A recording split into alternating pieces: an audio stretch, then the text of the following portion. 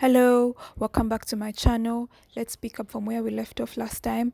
After cutting my fabric, I promised I would show you how I stitch my scrunchies. So here is the size I'm going to use and show you. Watch carefully. So we're going to fold our fabric in half and then sew along that line.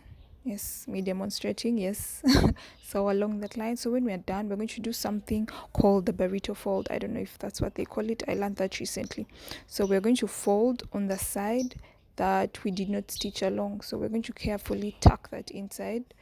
So yeah, as I demonstrate just in a few minutes, here we're going to fold it, folding it carefully. So we need the seams to align.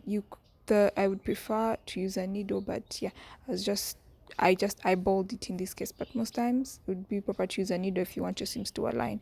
So we're going to come to the sewing machine and sew this neatly and slowly so we get our perfect seams.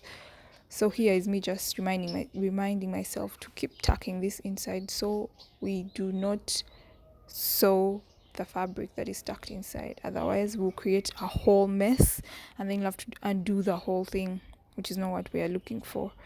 So yes, remind yourself to keep tucking in that fabric which we folded as you sew. Do it carefully, do it slowly. So yeah, just keep checking every time so you don't sew. It's a very simple, I think this is like one of the easiest things I've found when I'm sewing a scrunchie. So when we reach here, we just pull out that remaining fabric, because remember we have to sew till the very end. You just keep pulling the fabric until you when you pull out the fabric, you see the unstitched parts. Yes, it's simple to understand once you begin to do it. So yes, as me here just fast forwarding. So when we reach the final end, yeah,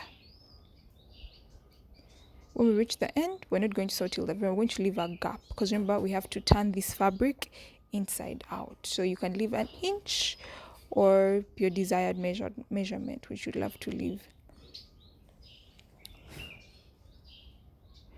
So yeah, reminding myself to leave enough gap to turn this inside out, but you're going to see I definitely forgot to do that. So when we're done, we lift it off the sewing machine because it's time for the fun part, turning it inside out.